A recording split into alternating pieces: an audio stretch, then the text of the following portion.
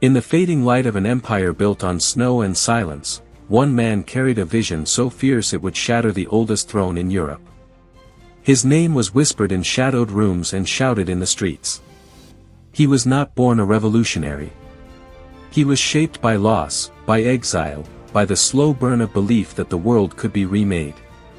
This is the story of Vladimir Lenin, a man who turned ideas into earthquakes, who lived in the margins and emerged to command history itself. Tonight, as the world grows quiet, let us walk beside him through the cold corridors of power, through the long nights of exile, through the moment when everything changed.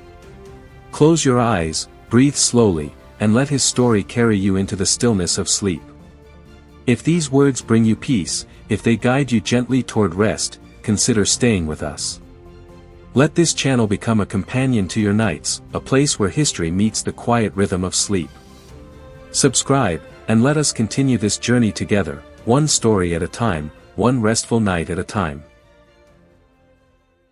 The Volga River moved slowly through the heart of Russia, carrying with it the whispers of 1,000 small towns, each one clinging to the water's edge like a child to its mother.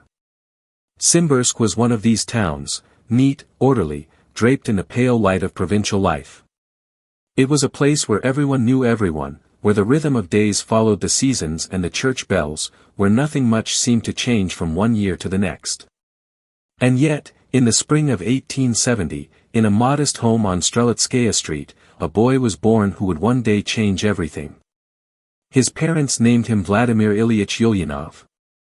They could not have known, as they held him in those first fragile hours, that this child would grow to shake the foundations of an empire. His father, Ilya Nikolaevich, was a man of quiet dignity. He worked as a school inspector, traveling from village to village, ensuring that even the poorest children had access to education. He believed deeply in the power of knowledge, in the idea that learning could lift people from darkness into light. He was not a radical, not a dreamer of revolution, but a reformer, someone who thought the system could be improved from within, gently, patiently. His mother, Maria Alexandrovna, was equally devoted to her children. She played the piano, taught them languages, filled the house with the soft sounds of culture and care. They were a family of the emerging middle class, neither wealthy nor poor, suspended in that space where comfort and aspiration lived side by side. Vladimir grew up surrounded by books. The house was full of them, history, philosophy, novels that carried him to distant places.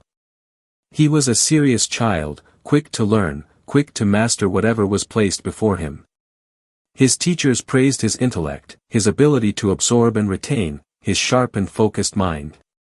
But there was something else, too, a quietness, an intensity that set him apart. He did not play as other children did. He observed. He thought. Even in those early years, there was a sense that he was studying the world, not just living in it. The town of Simbirsk itself was a tapestry of contradictions. On the surface, it was calm, respectable, a place where the old ways held firm. But beneath that surface, Russia was beginning to stir. The serfs had been emancipated just a few years before Vladimir's birth, a monumental shift that freed millions from bondage but left them adrift in a system that did not know what to do with them. The land they received was often poor, the debts they owed crushing. Freedom, it turned out, was more complicated than a decree.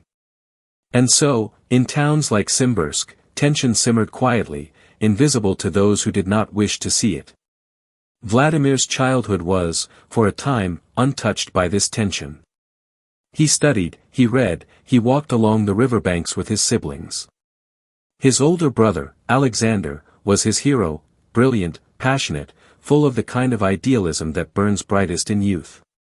Alexander was a student at St. Petersburg University, studying science, but his heart was drawn to politics, to the dangerous ideas circulating among students who dared to imagine a Russia without a czar. Vladimir looked up to him with the kind of awe that only a younger brother can feel, that mixture of admiration and longing to be worthy of such attention. The family gathered around the dinner table each evening, sharing stories of their days, discussing books and ideas with the ease of people who valued thought above all else. Ilya spoke of his work, of the schools he visited, of the children whose eyes lit up when they learned to read. Maria played music afterward, filling the rooms with melodies that seemed to soften the edges of the world. It was a life of routine and warmth, a life that felt safe. But safety, Vladimir would learn, is always temporary. In the winter, the Volga froze solid, and children skated across its surface, their laughter echoing in the cold air. Vladimir joined them sometimes, though he was never quite as carefree as the others. He moved with purpose even then, as if every moment had to mean something, had to lead somewhere. His teachers noticed it. His parents noticed it. There was a restlessness in him, a sense that he was always searching for the answer to a question he had not yet learned to ask. The years passed gently, each one folding into the next like pages in a well-worn book. Vladimir excelled in his studies, moving through the gymnasium with the kind of steady brilliance that seemed effortless but was, in truth, the product of relentless discipline. He approached learning the way a craftsman approaches his work, methodically, thoroughly, with an eye for precision. Latin, Greek, mathematics, history, he mastered them all. His teachers wrote glowing reports, predicting a future of distinction, perhaps in law or academia, perhaps in service to the state. He was, by all accounts, a model student in a model family. But in 1887, when Vladimir was 16, the world he knew shattered like glass. The news came in the form of a telegram, cold and brief.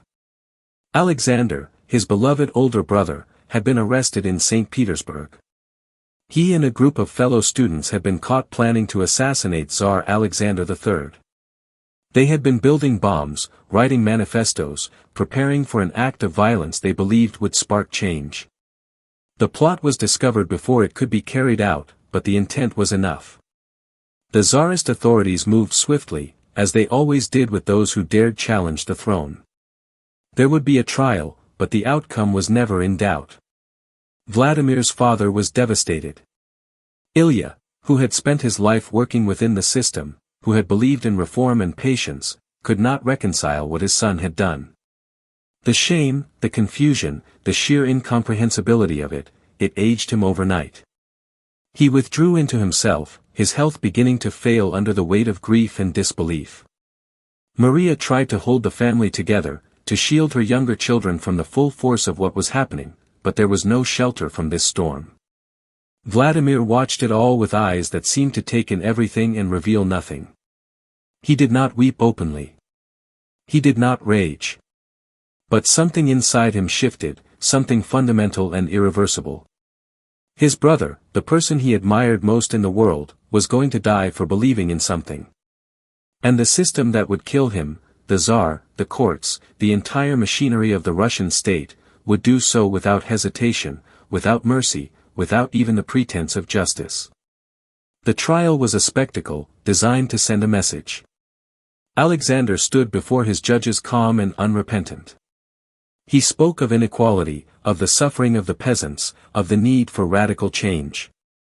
He did not beg for his life. He did not apologize. He simply explained, with the clarity of someone who had thought deeply and chosen his path with full knowledge of the cost.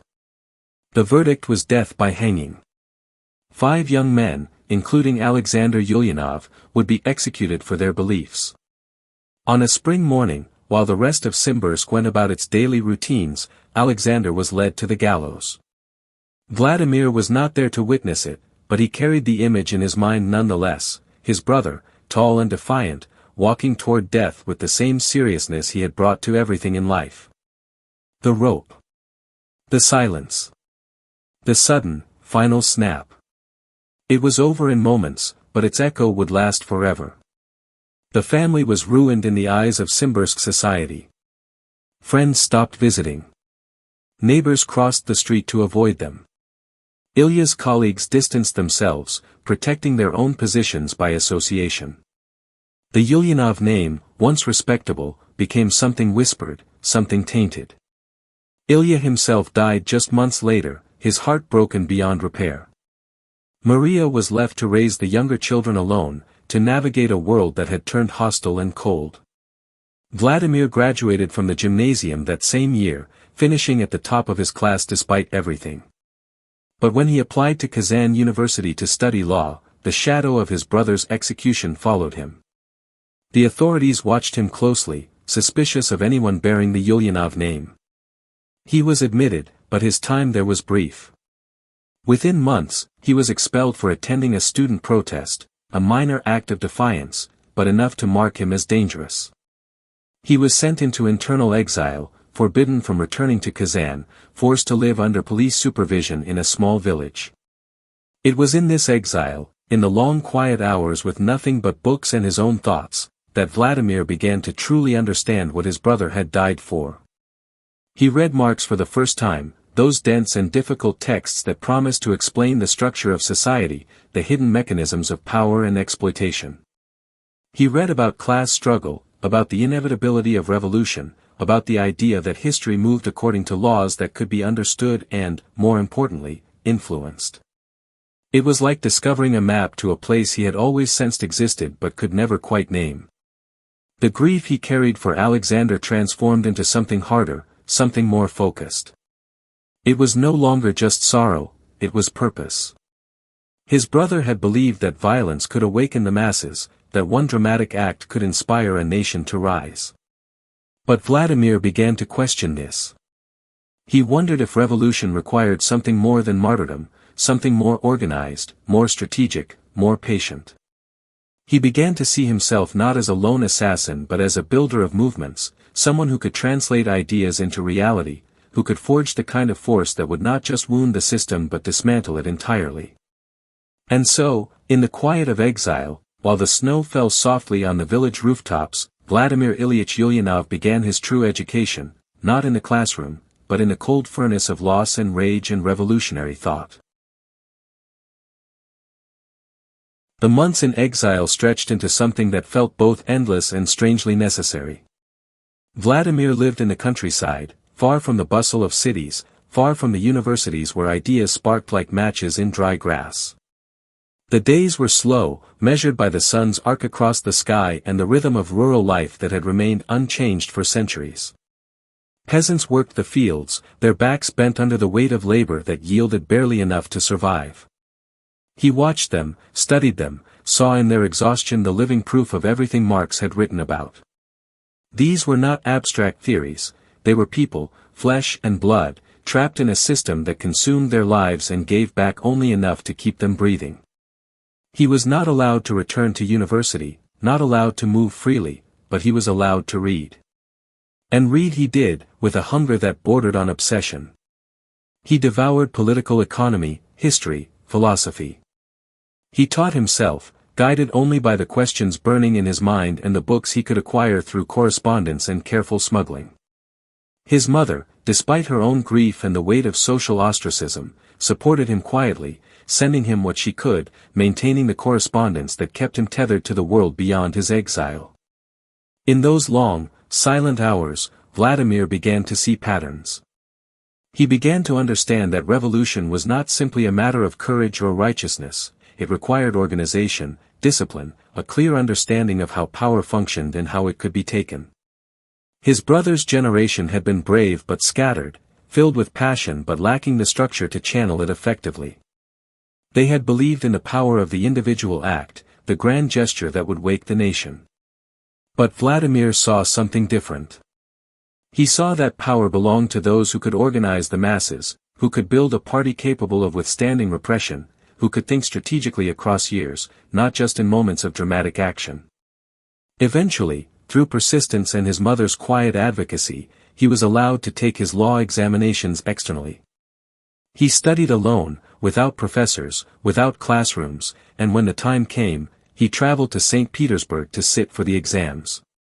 He passed them all, ranking first among all candidates that year, a remarkable achievement made more striking by the circumstances under which he had prepared. He became a lawyer, at least in name, and moved to the city of Samara to practice.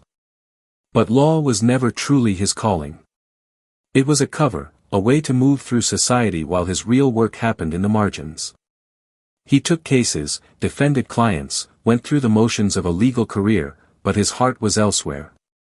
In Samara, he found others like himself, young intellectuals disillusioned with the czarist system, hungry for change, drawn to the revolutionary ideas filtering in from Western Europe.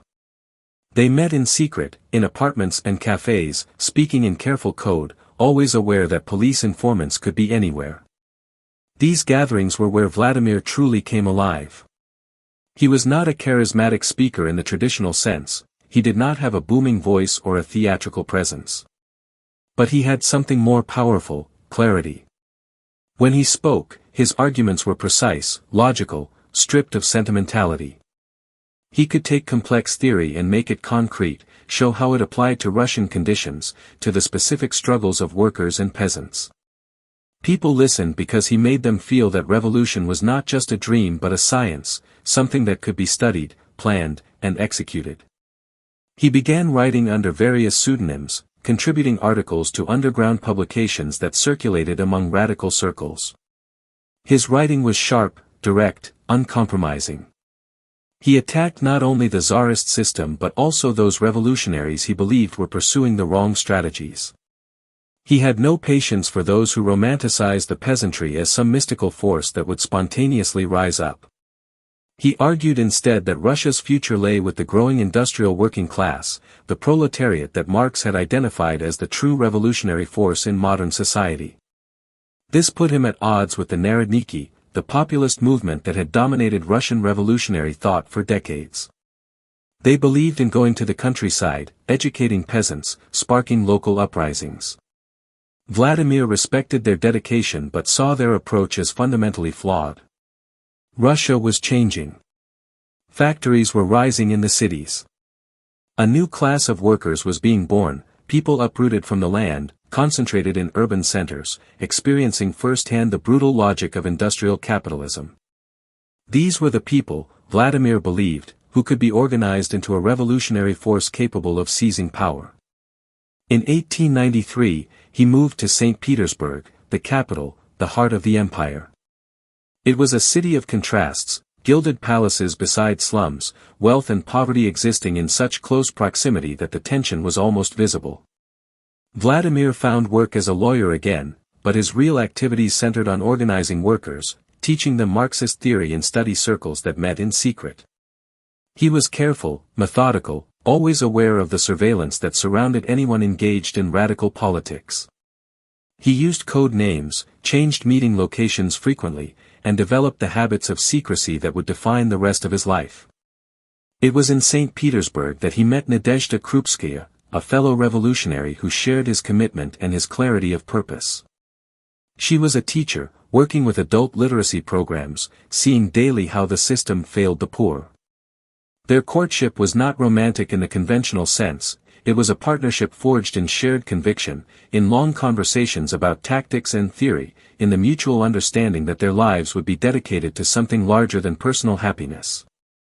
She saw in him not just intelligence but an unwavering determination, a willingness to sacrifice everything for the cause.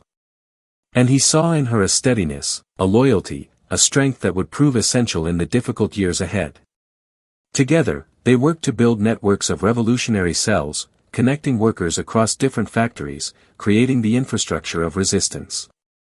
But in December 1895, the Tsarist police struck. Vladimir and many others were arrested in a coordinated sweep. The authorities had been watching, gathering evidence, and now they moved to crush what they saw as a dangerous conspiracy.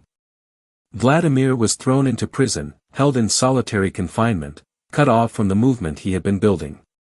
Prison was cold, isolating, but Vladimir did not break. He continued to write, smuggling messages out through various means, staying connected to his comrades through codes and careful correspondence. He wrote in milk between the lines of seemingly innocent letters, knowing it would become visible when heated. He wrote an entire pamphlet this way, one painstaking sentence at a time. Even behind bars, his mind remained active, his commitment unshaken. And when, after more than a year, he was sentenced to 3 years of exile in Siberia, he accepted it as simply the next phase of his education, the next test of his resolve.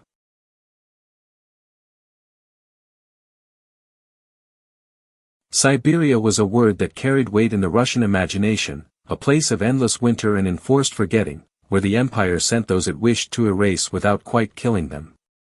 For centuries, dissidents and criminals alike had been dispatched to those frozen expanses, swallowed by distance and cold, removed from the life of the nation as thoroughly as if they had died. When Vladimir boarded the train that would carry him eastward in February 1897, he carried with him only a small trunk of belongings and a mind that refused to be silenced. The journey itself was a study in vastness. Days blurred into one another as the train cut through landscapes of snow and forest, through villages so remote they seemed untouched by time. Vladimir watched through frosted windows as Russia unfolded in all its contradictions, the wealth of resources, the poverty of its people, the sheer geographic immensity that made governing this empire an almost impossible task. He thought about these things constantly, turning them over like stones in his hand, examining them from every angle.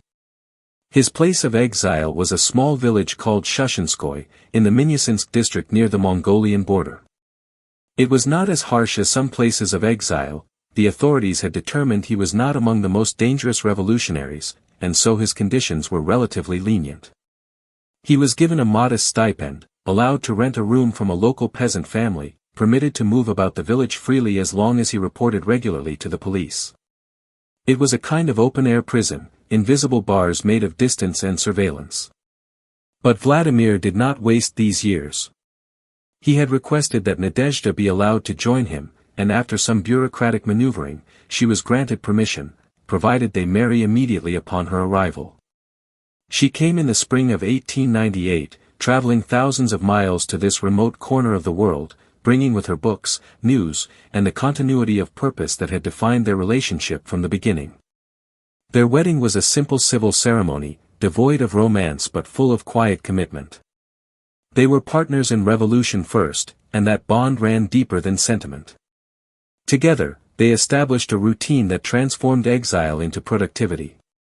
Vladimir rose early, worked through the morning on his writing, took long walks in the afternoon to think and breathe, and spent evenings reading or discussing theory with Nadezhda. The Siberian landscape, for all its harshness, had a stark beauty, the Yenisei River flowing strong and cold, the forests thick with pine, the sky impossibly wide. He found a strange peace here, a space to think without the constant pressure of organizing, without the immediate danger of arrest. He began work on a major theoretical text, one that would synthesize his understanding of Russian economic development and its implications for revolutionary strategy. He called it, The Development of Capitalism in Russia, and it was a massive undertaking, detailed, exhaustive, filled with statistics and analysis that demonstrated how Russia was transforming from a feudal economy into a capitalist one. His argument was clear: those who believed Russia could skip capitalism and move directly to some kind of agrarian socialism were mistaken. The country was already capitalist, already developing an industrial working class, and it was this class that held revolutionary potential. He wrote with a discipline that bordered on obsessive. Page after page, chapter after chapter, building his case with the precision of a lawyer and the conviction of a believer. Nadezhda helped him, copying manuscripts by hand, organizing research materials, maintaining the correspondence that connected them to revolutionaries across Russia and beyond. They received letters and journals smuggled in from abroad, keeping them connected to the broader movement even in this remote place. But Siberia also gave Vladimir something else: time to observe the peasantry up close, to see beyond the romanticized images that dominated revolutionary discourse. He saw their conservatism, their attachment to tradition, their suspicion of outsiders and new ideas. He saw how the village commune, often praised by populist revolutionaries as a model of collective life, could also be a mechanism of control and stagnation. He saw poverty that was grinding and absolute, a kind of deprivation that drained people of imagination and hope. These observations reinforced his conviction that the peasantry alone could not lead a revolution. They were too scattered, too divided by local interests, too bound to ways of thinking shaped by centuries of submission. The working class, concentrated in cities and factories, alienated from traditional structures, experiencing directly the contradictions of capitalism, these were the people who could be organized, educated, mobilized into a revolutionary force.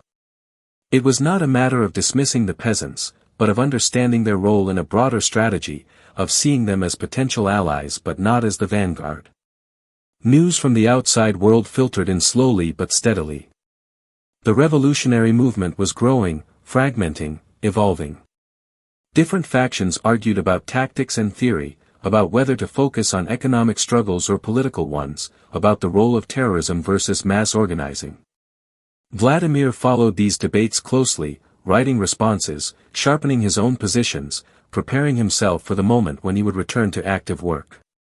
In 1898, while he was still in exile, a small group of revolutionaries met secretly in Minsk and declared the formation of the Russian Social Democratic Labour Party. It was a significant moment, an attempt to unify the scattered Marxist groups into a coherent organization. But the party was immediately crushed by police raids. Most of its founders were arrested within days. Still, the symbolic importance remained. A party had been declared. A banner had been raised. When Vladimir learned of this, he felt both frustration at the premature nature of the attempt and excitement at what it represented. The pieces were coming together, even if the structure was still fragile. His exile ended in February 1900, 3 years to the day after it had begun. He returned to European Russia a different man than the one who had left. He was 30 years old, hardened by isolation but also clarified by it. He knew exactly what needed to be done. The revolutionary movement needed a newspaper, a voice that could reach across the distances that separated Russian radicals, that could provide theoretical clarity and tactical guidance. It needed organization, structure, discipline. And it needed leaders who understood that revolution was not a spontaneous explosion but a long, patient construction.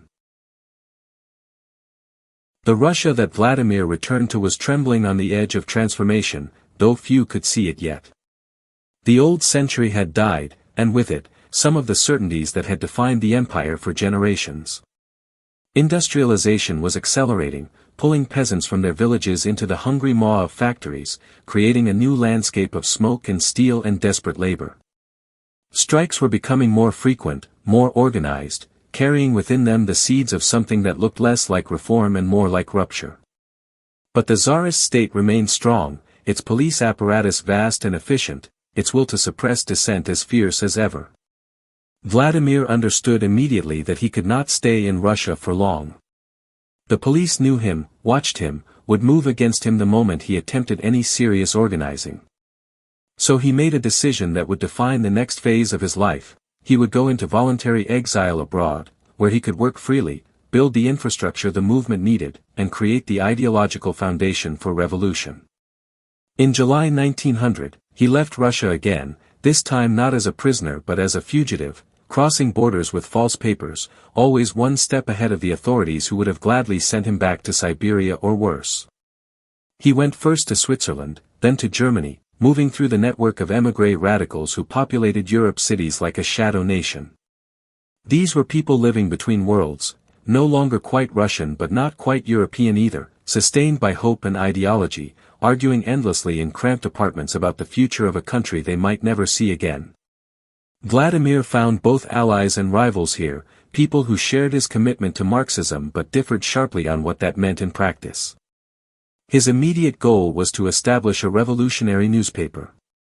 He believed deeply in the power of the written word, in the ability of clear ideas to organize and mobilize people across vast distances.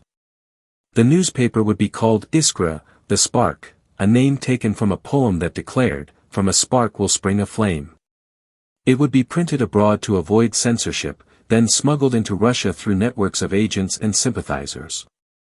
It would provide not just news but analysis, theory, direction. It would, Vladimir hoped, become the connective tissue of a movement that was still too fragmented to be effective. Building Iskra was exhausting, demanding work. Vladimir and his collaborators, including Nadezhda, who served as secretary and organizer, worked from morning until late into the night. They wrote articles, edited submissions, managed the logistics of printing and distribution, corresponded with revolutionaries inside Russia. Money was always scarce. They lived simply, sometimes going hungry, always aware that one misstep could bring the venture crashing down. Police agents from the Tsarist Secret Service, the Okhrana, operated throughout Europe, infiltrating émigré groups, trying to sabotage revolutionary activities. But the newspaper began to circulate. Copies made their way across borders, hidden in luggage, sewn into clothing, passed from hand to hand in the underground networks that connected Russian cities. Workers in St. Petersburg read it in secret study circles. Revolutionaries in Moscow discussed its articles in coded language. Across the empire, people who felt isolated in their radicalism suddenly had proof that they were part of something larger, something organized, something real. Vladimir wrote prolifically for Iskra, developing the arguments that would shape his political identity. He began to articulate a vision of the Revolutionary Party that was different from what most of his contemporaries imagined.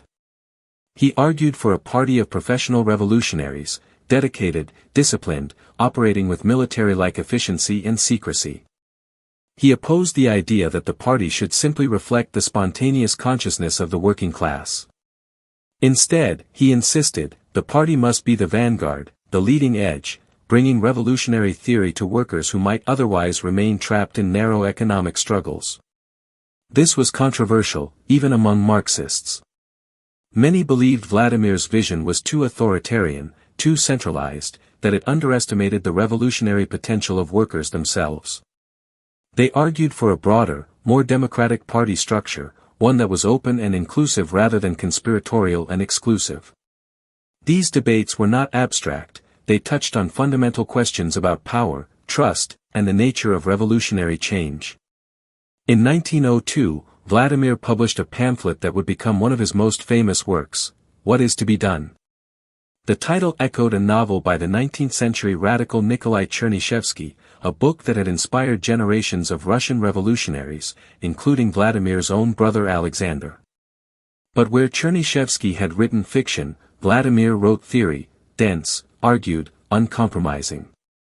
He laid out his vision of the party, of revolutionary consciousness, of the need for centralized leadership.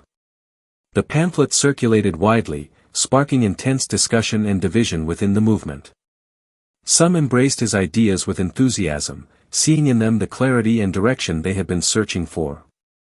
Others recoiled, sensing in Vladimir's formulation something dangerous, a potential for authoritarianism that could betray the democratic ideals they believed revolution should embody. The debates grew heated, personal, tinged with the bitterness that often accompanies disagreements among those who share the same ultimate goal but differ on the path to reach it. Vladimir was unbending. He believed he was right, that history would vindicate his approach, that anything less than a tightly organized, disciplined party would fail when confronted with the power of the czarist state. He could be harsh in argument, dismissive of those he considered soft or confused, willing to break friendships over matters of principle. Nadezhda watched him navigate these conflicts with a mixture of admiration and concern, seeing both his brilliance and the loneliness that came with his certainty. In the summer of 1903, the Russian Social Democratic Labour Party held its second Congress, an attempt to unify the movement and establish clear organizational principles. The Congress met first in Brussels, then moved to London when Belgian police pressure made it unsafe to remain. Delegates came from across the Russian Empire and the émigré communities, gathering in borrowed halls and cheap lodgings, arguing passionately about the future they hoped to build. The Congress began with hope but quickly descended into bitter division. The central conflict was exactly what Vladimir had anticipated, the question of party structure and membership. He proposed strict criteria for party membership, arguing that only those actively involved in revolutionary work should be considered members. His opponents, led by Julius Martov, argued for a broader definition that would include anyone who supported the party's goals, even if they were not actively organizing. The vote was close, agonizingly so, and when the final count came, Vladimir's faction had won, but only barely, and only because some delegates had already left. He seized on this narrow victory to claim the name Bolsheviks, the majority, for his followers, while labeling his opponents Mensheviks, the minority. It was a tactical masterstroke of branding, creating an impression of clear division where the reality was far messier. But the split was real, and it would only deepen with time. What had been one party was now two factions, bitter and suspicious of each other, competing for the loyalty of revolutionaries across Russia and Europe. Vladimir had won a battle, but at the cost of unity. Some wondered if it was worth it, if the movement could afford such division. Vladimir never doubted. He believed that clarity and discipline mattered more than false unity, that a smaller party of committed revolutionaries was more powerful than a large party of confused allies. The years that followed the split were years of wandering and hardship, of small rooms in foreign cities and endless debates that sometimes felt more exhausting than the revolution they were meant to serve. Vladimir moved from London to Geneva, always one step ahead of police surveillance, always searching for the next opportunity to advance the cause. The émigré life was peculiar and draining, living in a kind of suspended animation, waiting for history to catch up with theory, sustained by conviction but worn down by delay. Money was a constant problem. Vladimir and Nadezhda lived on donations from sympathetic supporters, on whatever small sums could be raised through speaking fees or the sale of pamphlets.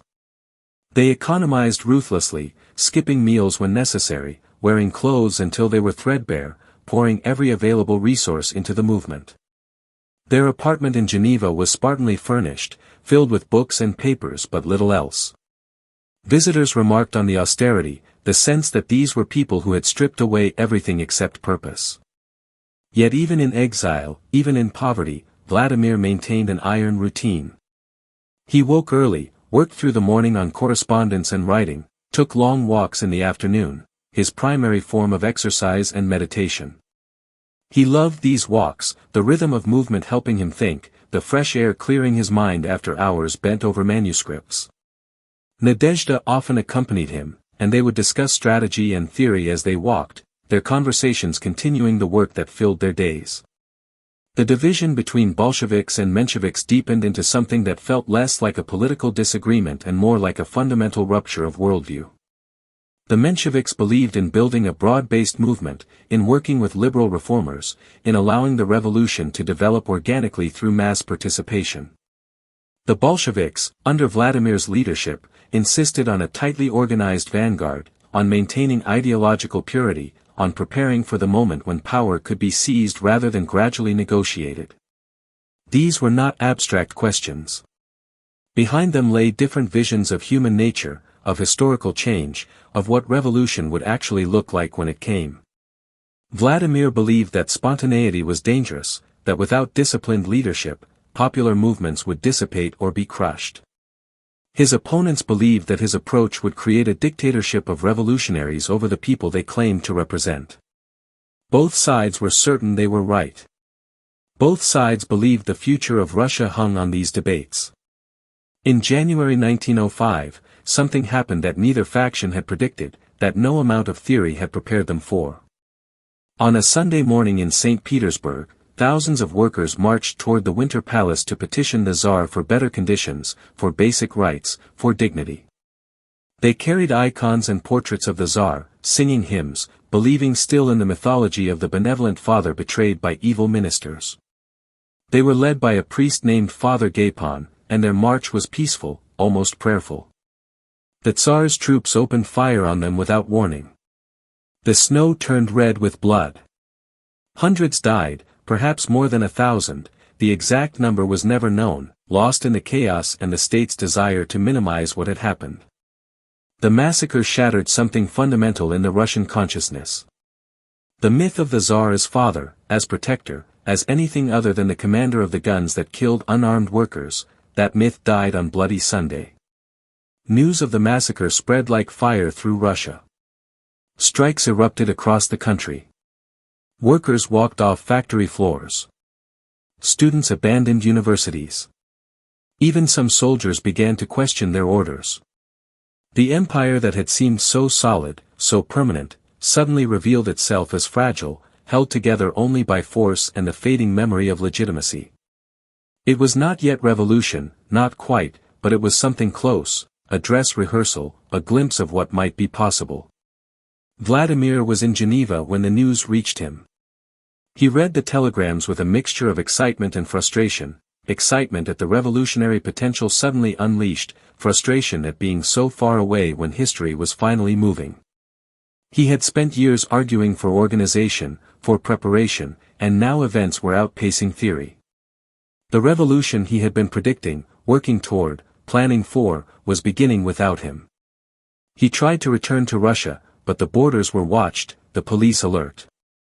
For months he remained trapped in Europe, writing feverishly, sending instructions and encouragement to Bolsheviks inside Russia, watching from a distance as the empire convulsed. Soviets, workers' councils, began forming in cities, creating parallel structures of power, giving ordinary people a taste of self-governance. It was chaotic, inspiring, terrifying, all at once. The old order had not fallen, but it was staggering. By October 1905, the situation had escalated to the point where even the Tsar could no longer simply suppress it through violence. A general strike paralyzed the country. The government issued the October Manifesto, promising a constitution, civil liberties, an elected parliament. It was a major concession, though one the Tsar hoped to control and ultimately roll back. But for a moment, it seemed possible that Russia might transform itself without the apocalyptic violence revolution usually required. Vladimir finally managed to return to Russia in November, traveling under a false passport, slipping across the border during the confusion of events. He arrived in St. Petersburg to find a city transformed, newspapers openly publishing radical ideas, workers organizing boldly, political meetings happening in the open. The Bolsheviks had a legal presence for the first time, able to operate without constantly looking over their shoulders for the secret police. But Vladimir saw the limitations of this moment even as others celebrated it.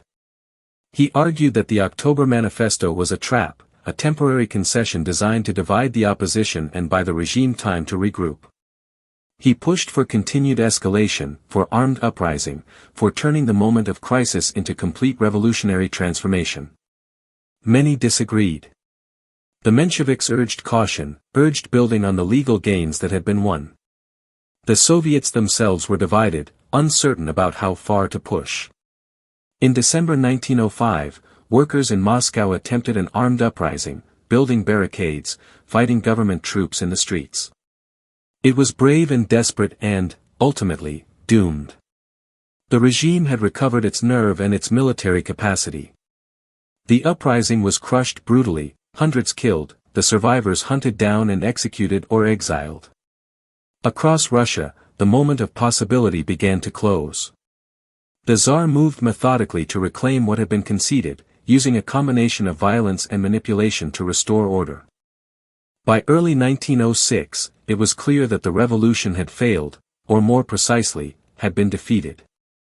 The Soviets were disbanded. Radical newspapers were shut down. Thousands of revolutionaries were arrested. The brief opening had become a narrowing tunnel, and those who did not escape would be caught in its collapse. Vladimir left Russia again, returning to exile, returning to the long work of preparation and waiting. The defeat was bitter, but Vladimir drew lessons from it that would shape everything that came after. He concluded that spontaneity was not enough, that even mass uprisings could be defeated without proper organization and leadership. He became more convinced than ever that the party must be disciplined, centralized, ready to act decisively when the next opportunity arose. Some called this authoritarianism. He called it realism. The revolution had come closer than anyone expected, and it had failed because the revolutionary forces were not prepared, not unified, not ruthless enough to seize the moment. The years after 1905 were gray years, years when hope seemed to drain from the revolutionary movement like water from cupped hands. The defeat had been thorough, and the Tsarist regime was not merciful in victory. Executions came daily, the gallows so busy that grim jokes circulated about Stolypin's necktie, named after the prime minister who ordered them. Thousands were imprisoned, sent to Siberia, or simply disappeared into the vast machinery of state repression. The revolutionary parties fractured further, collapsing inward under the weight of failure and recrimination. Vladimir returned to exile carrying the bitter taste of what might have been. He moved through Europe again, Finland, Sweden, Switzerland, France, a perpetual wanderer in borrowed rooms, living out of suitcases, never quite settling because settling meant accepting that this might be permanent. He was in his mid-30s now, no longer young, aware that time was passing and the revolution he had dedicated his life to seemed farther away than ever. Many revolutionaries gave up during these years, returning to Russia to accept amnesty or drifting into other causes, other lives. But Vladimir could not imagine any other path. He had burned too many bridges, invested too much of himself, believed too deeply. He settled for a time in Geneva, that peculiar city of exiles and conspiracies, where Russian revolutionaries shared cafes with Italian anarchists and Polish socialists, all of them plotting the overthrow of governments thousands of miles away. The conversations were endless, circular, often pointless, arguments about theory that had no immediate application, debates about tactics for movements that barely existed anymore. Vladimir grew weary of it, this talking without doing, this revolution that existed only in pamphlets and manifestos. Money was scarcer than ever. Donations had dried up after the failed revolution, as supporters lost faith or found more pressing needs for their resources. Vladimir and Nadezhda lived on almost nothing, borrowing from friends, skipping meals, wearing clothes that were worn beyond respectability. Nadezhda's health suffered, she developed thyroid problems that would plague her for the rest of her life, her neck swelling, her energy flagging. But she never complained, never suggested they should abandon the cause and find an easier life. Her loyalty was absolute, a kind of devotion that Vladimir relied on completely but perhaps never quite understood. He threw himself into writing, producing articles and pamphlets at a furious pace, as if words alone could compensate for his inability to act directly. He wrote about philosophy, engaging in arcane debates with other Marxist theorists about materialism and consciousness. He wrote about economics, analyzing the development of capitalism in minute detail.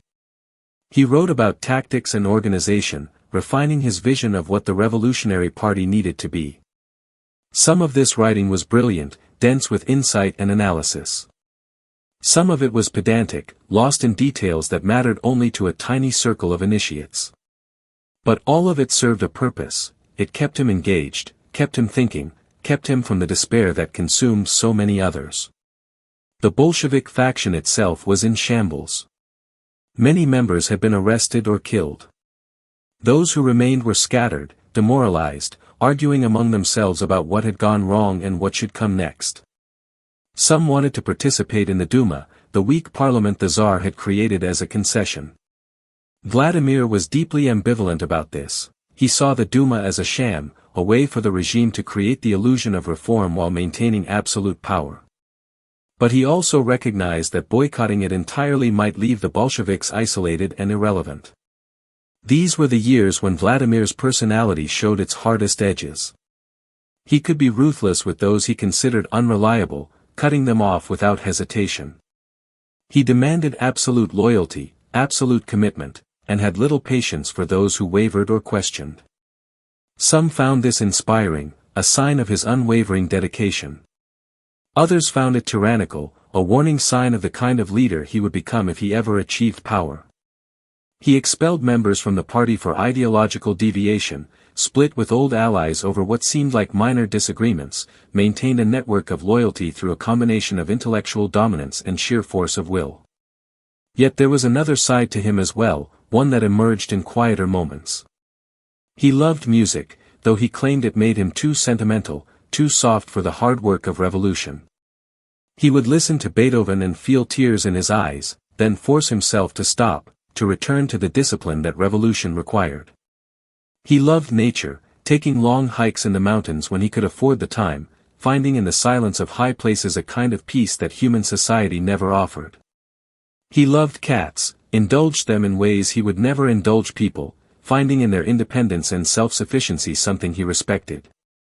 In 1909, Vladimir moved to Paris, hoping the change of scene might reinvigorate the movement.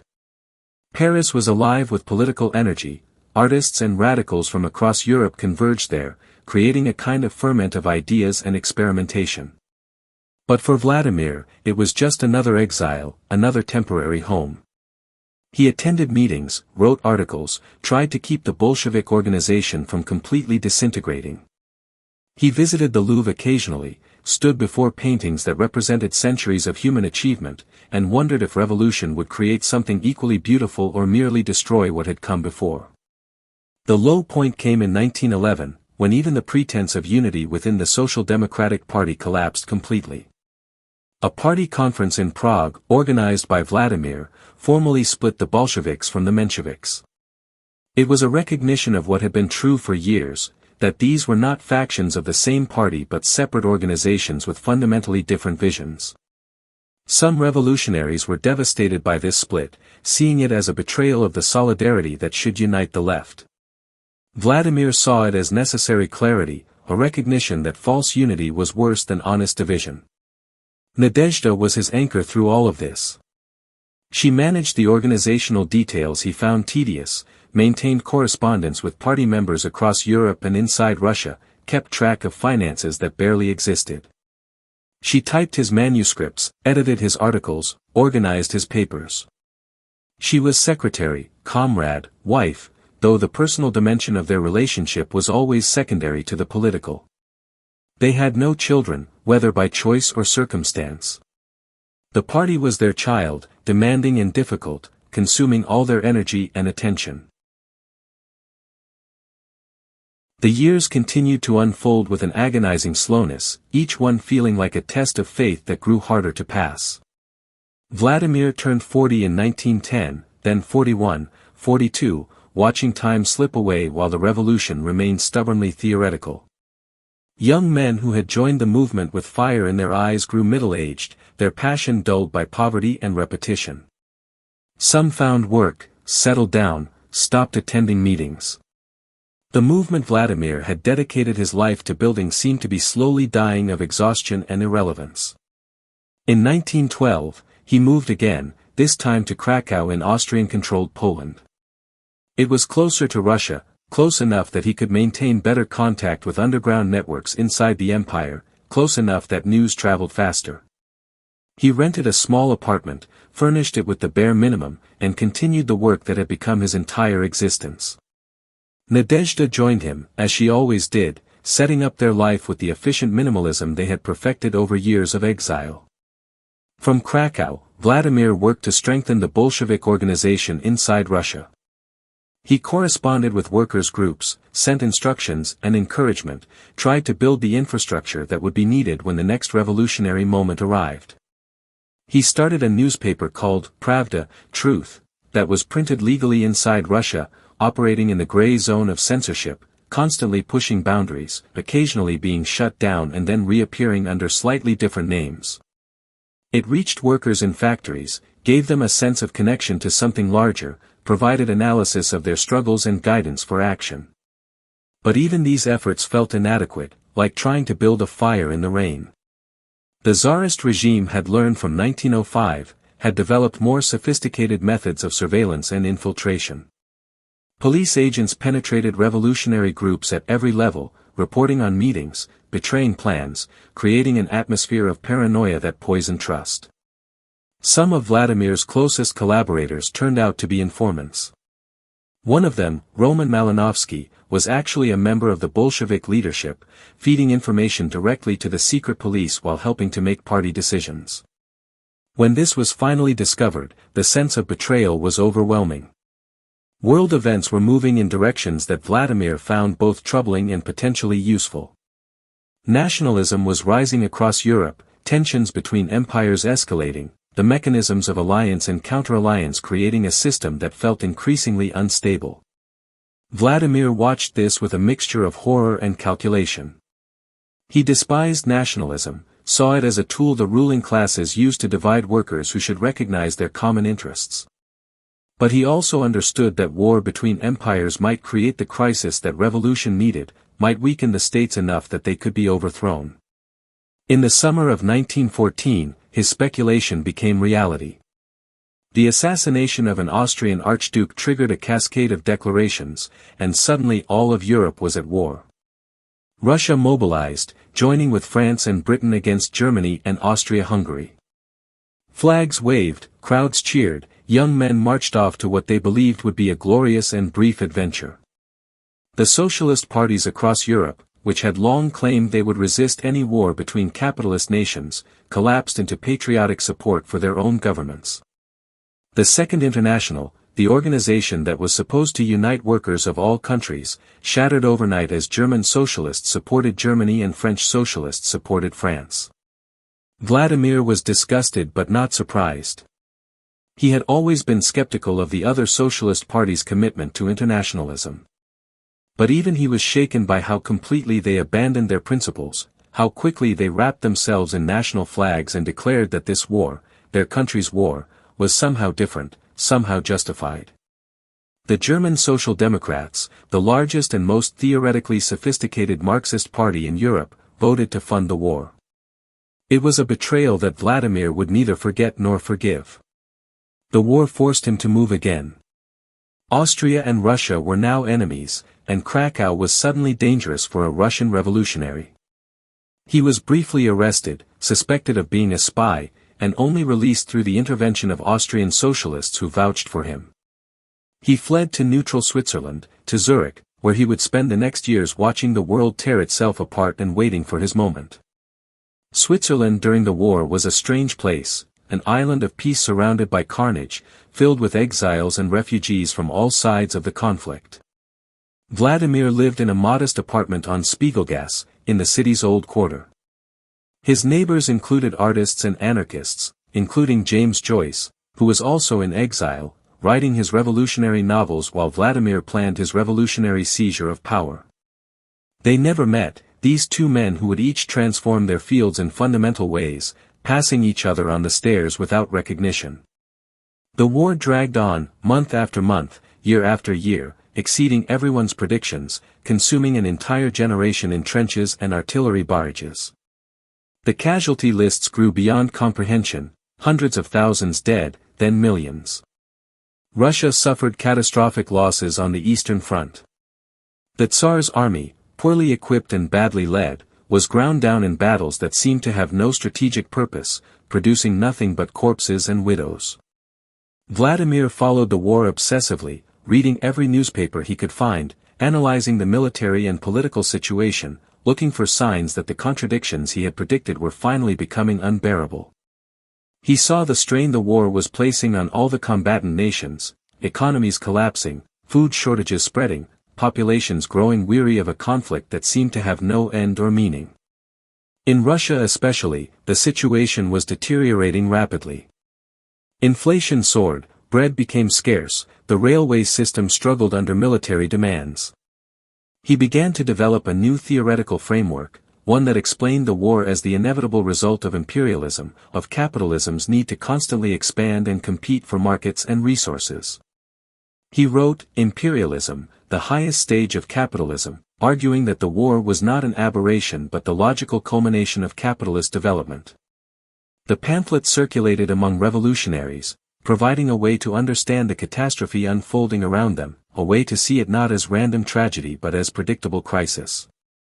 And he began to formulate what would become his most controversial position, that revolutionaries should not merely oppose the war but should work to turn it into civil war, to transform the conflict between nations into a conflict between classes. He called for the defeat of one's own government, for soldiers to turn their guns on their officers, for the war to become the spark that ignited revolution across Europe. It was a position that isolated him even among socialists, that struck many as madness or treason. But Vladimir believed it absolutely. The war was an opportunity, a moment when the capitalist system revealed its true nature, and revolutionaries who failed to seize that moment were betraying their cause.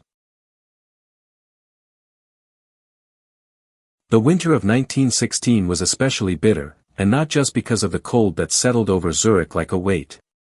Vladimir was 46 years old, living in a tiny apartment where the heating barely worked, surviving on a diet that was more memory than sustenance.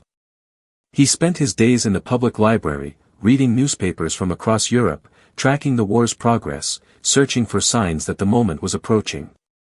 His health was deteriorating, headaches that felt like something breaking inside his skull, insomnia that left him exhausted, a nervous energy that kept him pacing the small rooms late into the night. Nadezhda worried about him in her quiet, practical way.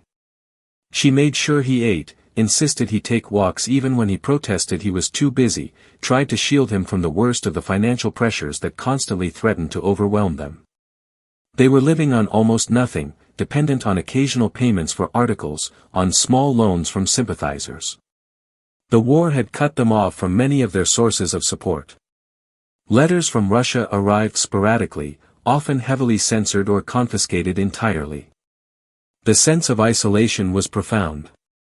But Vladimir was not alone in his analysis. A small circle of revolutionaries had gathered around him in Zurich, young radicals who shared his uncompromising opposition to the war, who believed as he did that revolution must be international or it would be nothing. They met in cheap cafes, in each other's apartments, speaking in Russian and German, planning for a future that seemed impossibly distant. There was Grigory Zinoviev, Vladimir's closest collaborator, sharp-minded but anxious, always worried about dangers real and imagined. There was Karl Radek, brilliant and sarcastic, who could dissect political situations with surgical precision but whose personal life was chaos. And there were others, floating in and out, some committed, some merely curious, all of them living on the margins of Swiss society. In Russia, the situation was reaching a breaking point. By early 1917, the cities were starving. The railway system, strained beyond capacity by military demands, could barely move food from the countryside to urban centers. Bread lines stretched for blocks, and people waited in the bitter cold for hours only to be told there was nothing left. The Tsar, Nicholas II, remained at military headquarters, disconnected from the reality his subjects were experiencing, issuing orders that went unheeded, maintaining the illusion of absolute power while the foundations crumbled beneath him. On February 23, 1917, March 8 by the new calendar, women in Petrograd took to the streets for International Women's Day. They were textile workers mostly, demanding bread, demanding an end to the war, demanding dignity. Their protest was not planned by any revolutionary party, not organized according to any theory. It was spontaneous, born from hunger and exhaustion and the accumulated weight of too much suffering. But it grew quickly. Within hours, thousands joined them. Within days, the entire city was in revolt. The news reached Zurich slowly, filtered through wartime censorship and the fog of confusion that accompanies all revolutionary moments. Vladimir read the first reports with a mixture of excitement and skepticism. There had been false alarms before, moments that seemed pregnant with possibility but collapsed into nothing. He had learned not to let hope run too far ahead of evidence. But as more information arrived, as the scale and intensity of the uprising became clear, something shifted inside him. This was different. This was real. The Tsar ordered troops to suppress the demonstrations. But the soldiers, many of them conscripts from peasant families, looked at the women and workers in the streets and saw their mothers, their sisters, their brothers. Regiment after regiment refused to fire. Some joined the protesters, turning their weapons against their officers instead. The Tsarist military, that vast machine of repression that had held the empire together for centuries, was melting away like snow in spring sun. Within a week, the Romanov dynasty had fallen. 300 years of autocracy ended not with a grand battle but with a whimper, with a Tsar signing abdication papers in a railway car, with ministers fleeing or being arrested, with the entire structure of power simply dissolving. A provisional government formed, led by liberal politicians who had been part of the Duma, promising democracy and reform and continuation of the war. Simultaneously, Soviets began forming again, workers' and soldiers' councils that claimed to represent the people's will, creating a situation of dual power, two governments existing uneasily side by side. Vladimir paced his small apartment, reading and rereading the telegrams, his mind racing through implications and possibilities. The revolution had come, but it was not his revolution, not yet. The provisional government represented the bourgeoisie, would try to contain the revolution, limit it to political reforms while preserving capitalism and continuing the war. The Soviets had power but seemed unwilling to take it fully, deferring to the provisional government out of some mistaken notion that Russia needed bourgeois democracy before it could move to socialism. He understood immediately what needed to be done. He had to return to Russia. The Bolsheviks had to be there, had to argue for pushing the revolution further, for Soviet power, for ending the war, for beginning the transformation to socialism. Every day he remained in Switzerland was a day lost, a day when the moment might slip away. But getting back to Russia seemed impossible. The country was at war with Germany. Any route that didn't pass through German-controlled territory required going all the way around Europe, through Britain or France, countries that would never grant him passage and might simply arrest him as an enemy agent. The solution, when it came, was both simple and audacious. The German government, eager to create chaos in Russia, agreed to allow Vladimir and other Russian revolutionaries to travel through Germany in a sealed train car. They would enter Germany at one border and leave at another without formally being admitted to German territory, without any interaction with German authorities beyond the arrangements. It was a devil's bargain, and Vladimir knew it. His enemies would say he was a German agent, that he was betraying Russia to the enemy. But he also knew that revolution didn't come with pure hands, that moral squeamishness was a luxury he couldn't afford. On April 9, 1917, Vladimir and Nadezhda, along with 30 other Russian exiles, boarded the train in Zurich. The journey across Germany felt dreamlike, unreal, watching through the windows as the landscape of a country at war passed by, knowing that at the end of this journey everything would change. They traveled in silence mostly, wrapped in their own thoughts, aware that they were crossing more than just geography, that they were leaving exile behind and entering history. They reached the Baltic coast, boarded a ship to Sweden, then traveled by train through Sweden and Finland. News of their approach preceded them. The provisional government denounced them as traitors. Conservative newspapers called for their arrest. But the Soviets were curious, and workers in Petrograd heard that Lenin, Vladimir had begun using this pseudonym years before, and it had stuck, was coming home. The train pulled into Finland station on the night of April 16, 1917, and even before it stopped completely, Vladimir could hear the crowd. Thousands had gathered, workers and soldiers and sailors, carrying red banners that moved like waves in the spring wind, singing revolutionary songs that filled the air with defiance and hope. Searchlights swept across the platform, turning night into a strange artificial day. He stepped down from the train, his face set in that expression of fierce concentration those who knew him recognized, and was immediately surrounded by a delegation of revolutionaries who had come to greet him with the ceremonial welcome reserved for returning heroes. They thrust a bouquet of flowers into his hands, an absurd gesture for a man who had never cared for such formalities, who viewed sentimentality as a weakness revolution could not afford. But he took them, understanding that this moment was theater as much as politics, that the crowd needed symbols and ceremony even if he found them tiresome. They led him to an armored car, and he climbed onto it, standing above the sea of faces, feeling the energy of the moment coursing through him like electricity. And then he spoke. Not the cautious words of someone testing the political waters, not the diplomatic phrases that might have reassured the provisional government or the moderate socialists. Instead, he delivered what would become known as the April Theses, a speech that cut through the euphoria of the moment with the sharp edge of radical clarity. He called for no support to the provisional government, for the Soviets to take all power, for the immediate end of the war, for the land to be given to the peasants and the factories to the workers. He called, in essence, for a second revolution, one that would complete what February had begun. The crowd responded with a roar that seemed to shake the ground beneath them. But not everyone was cheering. Many of the established revolutionaries, even within the Bolshevik party, were shocked by what they heard. This was too radical, too soon, too dangerous. The revolution was only weeks old. Russia needed time to consolidate democratic reforms, to establish stable institutions, to prove to the world that it could govern itself.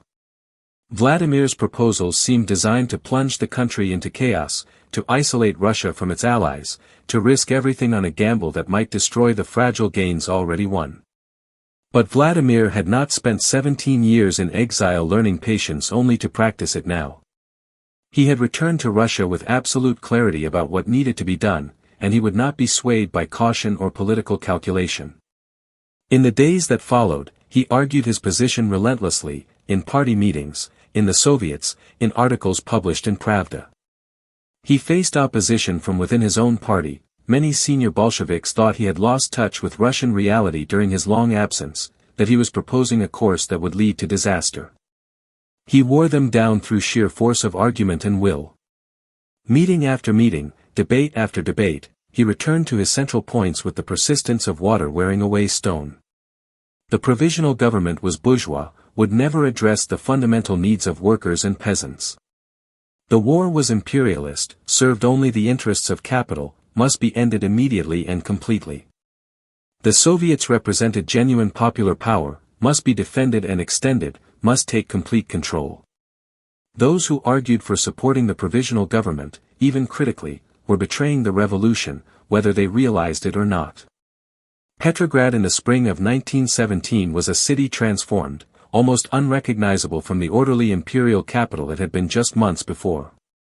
Everywhere you looked, there were meetings, demonstrations, debates that spilled out from halls into the streets. Soldiers and workers gathered on corners, arguing passionately about politics and philosophy, suddenly given permission to think and speak freely after centuries of enforced silence. Newspapers proliferated, each one representing a different faction, a different vision of Russia's future. The air itself seemed charged with possibility, with the sense that anything could happen, that the old rules no longer applied. But beneath the euphoria, tensions were building. The provisional government promised elections, a constituent assembly that would decide Russia's future, but kept postponing them. It promised to address the land question, but the landowners remained in possession while peasants grew impatient. Most crucially, it refused to end the war, insisting that Russia must honor its commitments to its allies, that democracy meant nothing if the country fell to German militarism. The government ordered new offensives, tried to rally the population around patriotic duty, but the soldiers who were supposed to fight those offensives were exhausted, traumatized, unwilling to die for causes they no longer believed in. Vladimir saw all of this as evidence confirming his analysis. The dual power situation was unstable, could not last, would resolve itself either in the Soviets taking complete control or in the provisional government crushing them. There was no middle path, no compromise position that could satisfy both the revolutionary aspirations of workers and soldiers and the moderate reformism of liberal politicians. History was moving toward a point of decision, and the Bolsheviks needed to position themselves to seize power when that moment arrived. But first they had to build their support. In February, the Bolsheviks had been a small faction, marginalized and weak. By summer, through tireless organizing and propaganda, through their consistent opposition to the war and their clear demands for land and bread and peace, they were growing rapidly. Workers joined in increasing numbers, attracted by the clarity of the Bolshevik program. Soldiers' committees in the Petrograd garrison passed Bolshevik resolutions. Even some peasant unions began looking to the Bolsheviks for leadership. The turning point came in July. Anger at the provisional government's continuation of the war, frustration at the slow pace of reform, led to spontaneous demonstrations that turned into armed clashes. Hundreds of thousands took to the streets, many of them carrying Bolshevik slogans, demanding that the Soviets take power. But the Bolshevik leadership, including Vladimir, recognized that the moment was not yet right. The provinces had not yet turned, the moderate socialists still controlled most Soviets outside Petrograd, a premature seizure of power would be crushed. Vladimir counseled restraint, urged the demonstrators to remain peaceful, tried to channel their energy into organized political pressure rather than insurrection. But the government saw its chance. It unleashed troops still loyal to it, suppressed the demonstrations with violence, and then launched a campaign of repression against the Bolsheviks. Pravda was shut down. Bolshevik leaders were arrested. Warrants were issued for Vladimir himself, accusing him of being a German agent, of taking money from the enemy to undermine Russia's war effort. Vladimir went into hiding. It was a decision made in moments, the recognition that arrest meant imprisonment or execution, that the revolution could not afford to lose its leadership now, when everything hung in the balance. He shaved his beard, the distinctive feature that had defined his appearance for decades, leaving his face strangely naked and unfamiliar. He donned a worker's cap and simple clothes, transforming himself from the recognizable revolutionary into just another laborer in a city full of them. And then he slipped away, moving through safe houses, never staying in one place long enough for the authorities to track him down. For weeks he lived in the shadows, relying on a network of Bolshevik supporters who risked their own freedom to shelter him. He wrote constantly, producing articles and letters that were smuggled out and published, maintaining his presence in the political discourse even when he could not appear in person. The isolation was maddening for someone who thrived on debate and direct action, but he understood the necessity. The party needed him alive and free more than it needed him visible. Eventually, he fled across the border to Finland, to a small cabin near the village of Razlov, where he could work in relative safety while remaining close enough to Petrograd to stay connected. Nadezhda could not join him. Her presence would have drawn attention, made the hiding place obvious. So he lived alone, or nearly so, with occasional visits from trusted comrades who brought news and carried away his writings. The summer days were long in that northern latitude, light lasting until late evening, and he used every hour, writing what would become State and Revolution, his most sustained theoretical work on what a workers' government would look like, how it would function, how it would begin to create the new society that had been the dream for so long. In the manuscript, he argued that the existing state apparatus could not be reformed, could not be taken over and used for revolutionary purposes. It had to be smashed, completely dismantled, and replaced with something fundamentally different, a state based on workers' councils, on direct democracy, on the armed people rather than a separate military and police force. It was a vision of radical transformation, of a government that would begin to dissolve itself, to wither away as classes disappeared and the need for state coercion vanished. Critics would later point to the vast gulf between this vision and what actually emerged, but in the summer of 1917, hiding in a cabin while the revolution he hoped to lead hung in the balance, Vladimir believed absolutely in what he was writing. While he wrote, events in Petrograd continued to unfold. The repression following the July days had not strengthened the provisional government so much as revealed its weakness. The moderate socialists who dominated the Soviets looked increasingly paralyzed, caught between revolutionary pressure from below and conservative resistance from above. The government tried to continue the war, but a new offensive collapsed catastrophically, the army essentially disintegrating as soldiers refused to fight. In the countryside, peasants stopped waiting for government permission and simply seized the land, dividing up the estates that had exploited them for generations. And then, in late August, the threat emerged from a different direction. General Lavr Kornilov, commander of the army, attempted what looked very much like a military coup. He marched troops toward Petrograd, declaring his intention to restore order, to crush the Soviets, to save Russia from chaos. The provisional government, led by Alexander Kerensky, suddenly found itself defenseless. The moderate socialists who had spent months denouncing the Bolsheviks now turned to them for help. The Bolsheviks were released from prison, given arms, allowed to organize the defense of the city. The coup collapsed before it really began. Railway workers refused to transport Kornilov's troops. Telegraph operators spread the alarm. Bolshevik agitators went out to meet the advancing soldiers, explaining that they were being used, that their real enemies were the generals and landowners, not the workers of Petrograd. Regiment after regiment simply stopped, unwilling to attack the revolution they had helped create. Kornilov was arrested, his conspiracy unraveled, and the balance of power shifted decisively. The Kornilov affair changed everything. The moderate socialists were discredited, having shown they could neither govern effectively nor defend the revolution from counter-revolution. The Bolsheviks, by contrast, had demonstrated their organizational capacity, their connection to workers and soldiers, their willingness to fight. Support for them surged. Soviet after Soviet across Russia passed Bolshevik resolutions, calling for Soviet power, for an end to the war, for immediate transfer of land to the peasants. Vladimir watched all this from Finland, receiving reports from couriers, analyzing the situation with the intensity of someone who recognized that the moment was finally arriving. By September, he was writing letters to the Bolshevik Central Committee that grew increasingly urgent, increasingly insistent. The time for waiting was over. The party must prepare to seize power.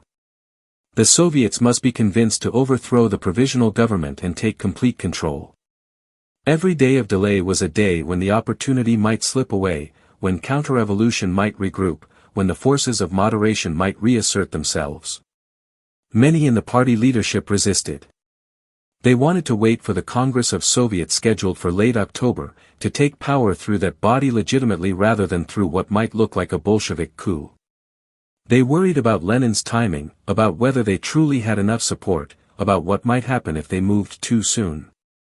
But Vladimir was relentless in his arguments, in his letters that arrived daily insisting that history would not forgive them if they let this moment pass. In early October, he returned secretly to Petrograd, unable to bear directing events from a distance any longer. He attended a meeting of the Central Committee, arguing passionately for immediate action, for preparing an armed uprising to coincide with the Congress of Soviets. The vote was close, 10 in favor, 2 opposed, but it was enough. The decision was made.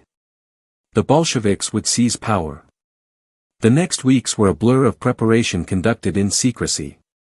Leon Trotsky, who had joined the Bolsheviks only months before but had quickly become one of their most effective organizers, took charge of the Military Revolutionary Committee, the body that would coordinate the uprising.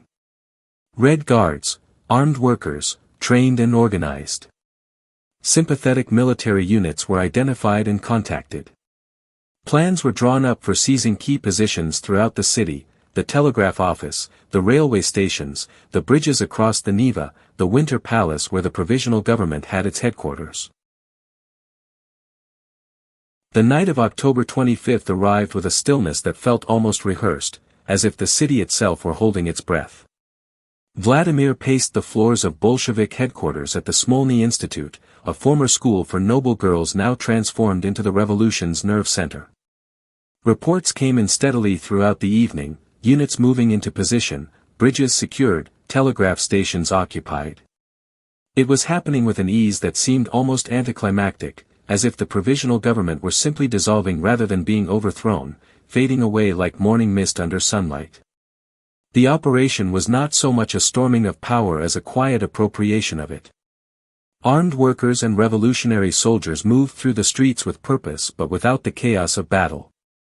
They encountered little resistance. The government that had claimed to represent democratic Russia discovered in its final hours that it had almost no one willing to defend it. The ministers huddled in the Winter Palace, waiting for military units that would never come, issuing orders that no one obeyed, maintaining the fiction of authority even as it slipped through their fingers like sand. Vladimir had imagined this moment for decades, had written about it, theorized it, argued for it through years of exile and struggle. Now that it was happening, he felt a strange mixture of exhilaration and cold calculation. There was no time for celebration, not yet. The seizure of Petrograd was only the beginning. The provinces might not follow. The other socialist parties would oppose them. Foreign powers would intervene. Civil war was almost certain. They had taken power, but holding it would be far more difficult than the taking. By the early morning hours of the 26th, all of Petrograd except the Winter Palace was under Bolshevik control. The Congress of Soviets was gathering at Smolny, delegates arriving from across Russia to find that power had already been taken in their name. The moderate socialists were furious, denouncing the Bolshevik action as a coup, as a betrayal of democratic principles. They walked out of the Congress in protest, leaving behind only those parties willing to support the new order, primarily the Bolsheviks and their sometime allies, the left socialist revolutionaries. That evening, while Red Guards and revolutionary sailors surrounded the Winter Palace, while sporadic gunfire echoed across the Neva and a blank shot from the cruiser Aurora signaled the final assault, Vladimir stood before the Congress of Soviets and announced that a new government had been formed. He spoke plainly, without rhetorical flourishes, stating facts as if they were already accomplished rather than still being contested. The provisional government no longer existed. Soviet power had been established. The war would be ended. The land would be transferred to the peasants. A new world was beginning, and there was no turning back. The delegates who remained erupted in applause, in singing, in tears of joy and relief. They had lived through centuries of oppression compressed into their own lifetimes, had seen the Tsar fall only to watch liberal politicians preserve the same structures of exploitation. Now, finally, a government that claimed to represent them, that promised to transform society from its foundations. It felt like the culmination of everything they had fought for, everything they had dreamed possible. But Vladimir allowed himself no such emotional release. He understood too well what lay ahead. In the following days, he pushed through the first decrees with the same relentless energy he had brought to every phase of the revolution. The decree on peace called for immediate armistice negotiations, for an end to the imperialist war that had consumed so many lives. The decree on land abolished private ownership of estates, transferring land to the peasant communes to be distributed according to their own customs and decisions. The decree on workers' control gave factory committees authority over production, beginning the process of economic transformation. These were radical measures, more radical than anything any government had attempted in the modern era. They were met with fierce opposition not just from the propertied classes, whose interests were directly threatened, but from much of the educated public, from intellectuals and professionals who saw in Bolshevik rule the death of culture and civilization. Civil servants went on strike, refusing to work for the new government. Banks refused to release funds. The Constitutional Democratic Party, representing liberal opinion, was outlawed after some of its members were implicated in counter-revolutionary activities. The peace negotiations Vladimir had promised began almost immediately. Russia sent a delegation to the German High Command to discuss terms for ending the war. But the negotiations revealed the terrible price of weakness. Germany, sensing Russian vulnerability, demanded enormous territorial concessions: Ukraine, the Baltic states, Poland, vast regions of the former empire. The treaty they proposed, the Treaty of Brest-Litovsk, was humiliating, a surrender that gave up millions of people and enormous resources. The Bolshevik leadership was divided. Many wanted to refuse the terms, to call instead for revolutionary war, for an appeal to German workers to rise against their own government rather than accept this betrayal of Russian interests. Vladimir argued for signing. He was ruthless in his pragmatism. The old army no longer existed, had disintegrated completely. Russia had no capacity to fight. The revolution would not survive if it tried to continue a war it could not win. Better to accept even these terrible terms, to buy time, to hope that revolution would spread to Germany and make the treaty irrelevant. The debate was agonizing, splitting the party, generating more passion than almost any other decision. When the vote finally came, Vladimir's position won by the narrowest of margins. The treaty was signed in March 1918, Russia giving up territory that contained a third of its population and agricultural land, half its industry. It was a bitter price, and many never forgave him for it. But the war was over, at least for Russia, and the revolution had space to breathe, to consolidate, to prepare for the battles that would come next. Because those battles were already beginning. The counter-revolution was organizing, gathering forces in the south and east, supported by former Tsarist officers, by Cossacks loyal to the old order, by peasants alienated by Bolshevik grain requisitions, by nationalists in the regions that sought independence. The Whites, as they were called, represented not a unified movement but a collection of forces united only in their opposition to Bolshevik rule. They received weapons and support from foreign powers, Britain, France, Japan, the United States, all determined to strangle the revolution before it could spread. The civil war that followed would be more brutal, more destructive, more transformative than the revolution itself.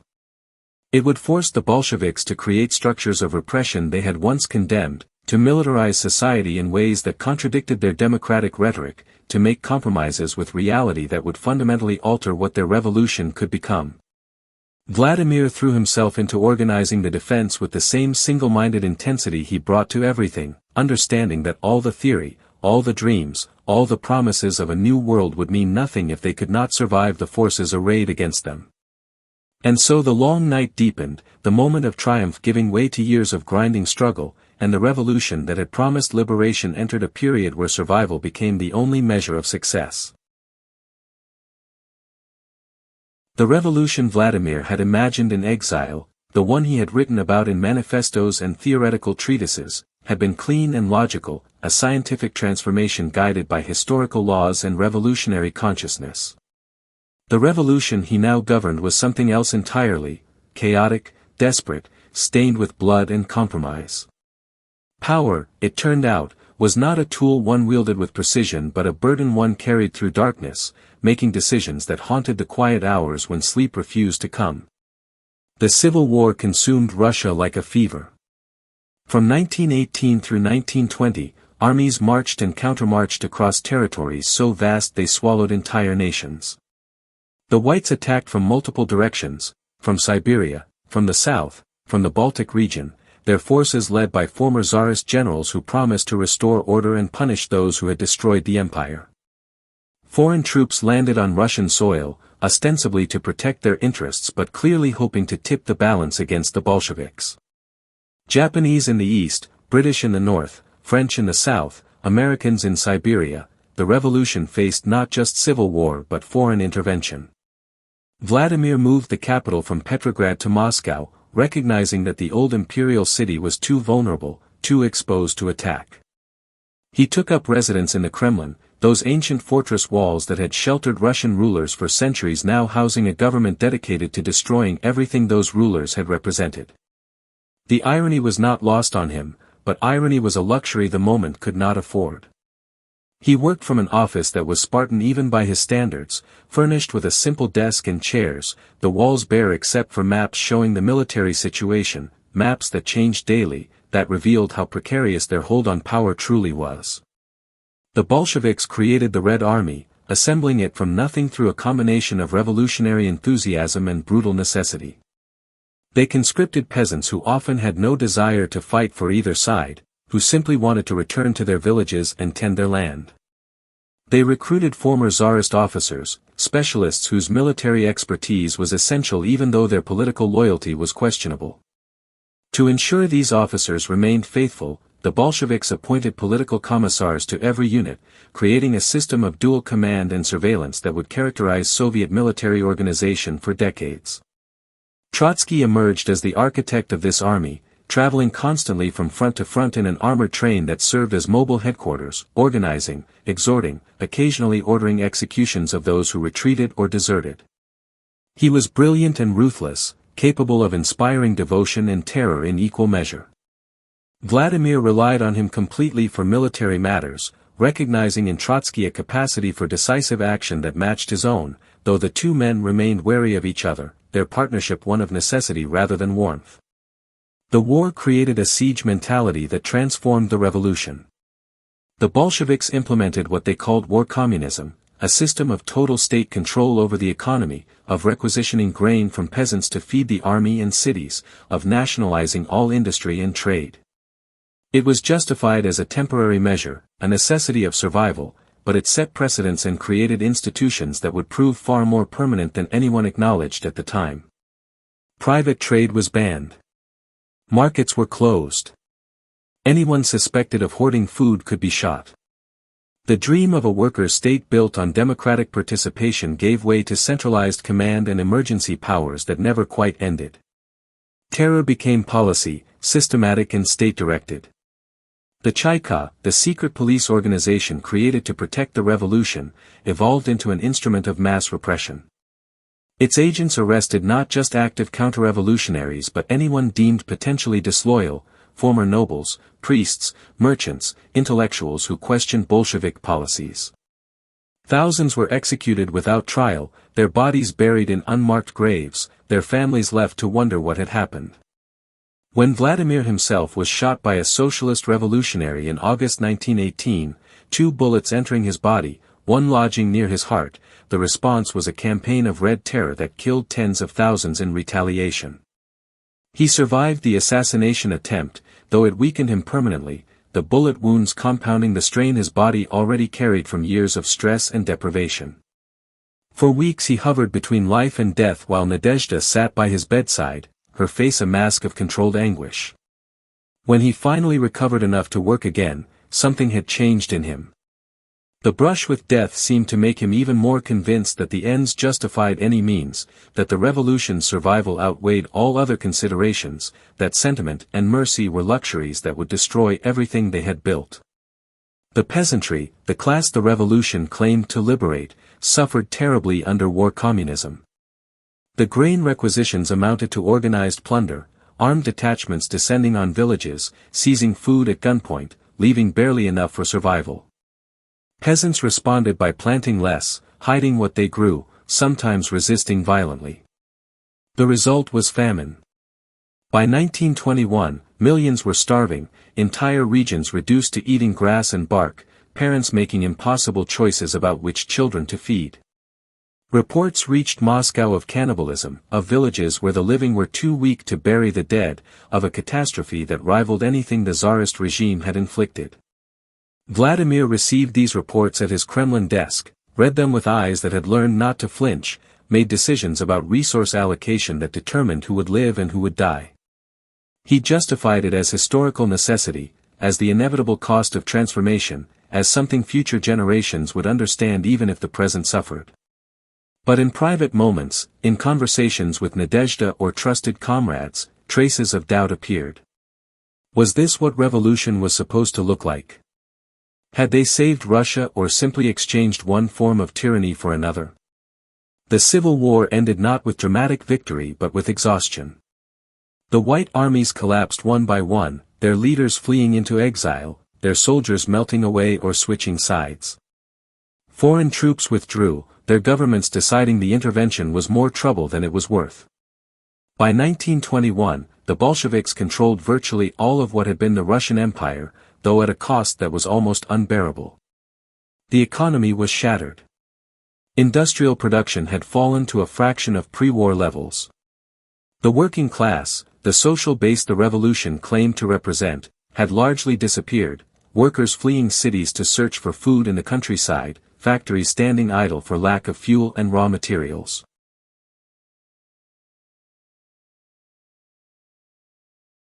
Victory in the Civil War brought not relief but a different kind of crisis, one that could not be solved through military force or revolutionary will. The spring of 1921 arrived with Kronstadt, the naval base that had been among the Bolsheviks' most loyal supporters, in open rebellion. The sailors there, who had helped bring the revolution to power, now demanded what they called a third revolution, free elections to the Soviets, freedom of speech and press, an end to the Bolshevik monopoly on power, and most urgently, an end to grain requisitions that were starving the countryside. Their demands were reasonable, even moderate, echoing promises the Bolsheviks themselves had made in 1917. But Vladimir saw in Kronstadt not legitimate criticism but existential threat. To grant their demands would be to admit the revolution had failed, to open the door to forces that would dismantle everything they had built. He ordered the rebellion crushed. Red Army troops, many of them reluctant, advanced across the frozen Gulf of Finland and stormed the fortress. Hundreds died in the fighting. Those captured faced execution or imprisonment in the labor camps that were beginning to dot the Soviet landscape. The suppression of Kronstadt haunted many Bolsheviks, a moment when the distance between their ideals and their actions became impossible to ignore. But Vladimir defended it publicly and privately, arguing that the revolution could not afford sentiment, that in the struggle between socialism and capitalism there was no middle ground, no room for those who would undermine the Soviet state from within. He had become what his enemies always claimed he would be, a dictator, wielding power with an iron hand, crushing dissent in the name of the people's interests. Yet even he recognized that something had to change. War communism had achieved its immediate goal, survival, but could not continue. The economy was dying, the peasantry near revolt, the working class demoralized. In March 1921, at the 10th Party Congress, Vladimir introduced the new economic policy, a dramatic reversal that reintroduced market mechanisms, allowed private trade, replaced grain requisitions with a tax that let peasants sell their surplus. It was, in effect, a retreat, an admission that socialist transformation could not be forced at bayonet point, that economic reality imposed limits even revolutionary governments had to respect. The policy caused anguish among true believers who saw it as betrayal. They had endured years of hardship, had sacrificed everything for the vision of a socialist economy, and now Vladimir was telling them to accept capitalism's return, even if temporarily. He argued it was tactical, a breathing space that would allow the economy to recover before resuming the march toward socialism.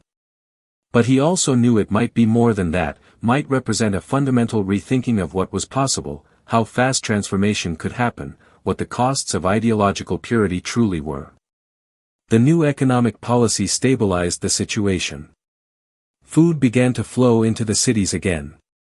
Markets reopened, small businesses emerged, the economy started to breathe.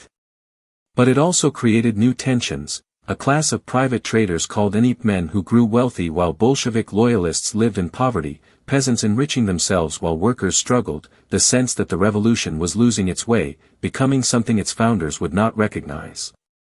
The contradictions were obvious, painful, but Vladimir insisted they were necessary, that the alternative was collapse. His health, never robust, began to fail more seriously.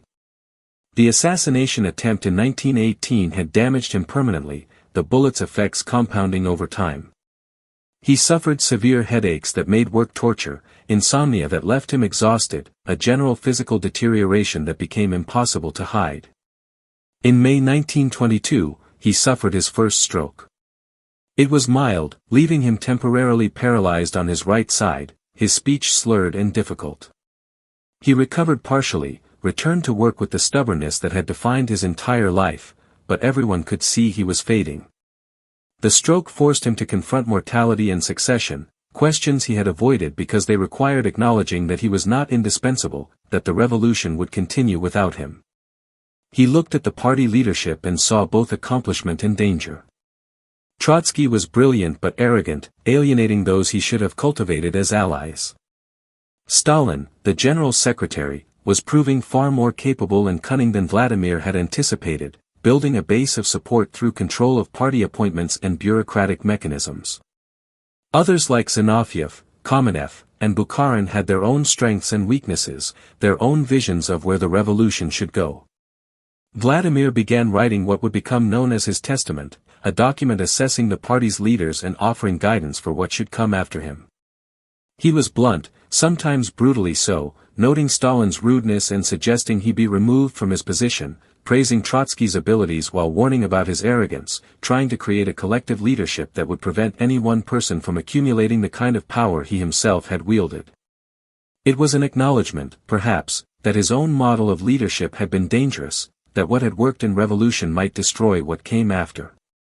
In December 1922, he suffered a second stroke, more severe than the first. It left him partially paralyzed, struggling to speak, confined to his residence outside Moscow. He could still think, still write with difficulty, but the physical vitality that had driven him was gone.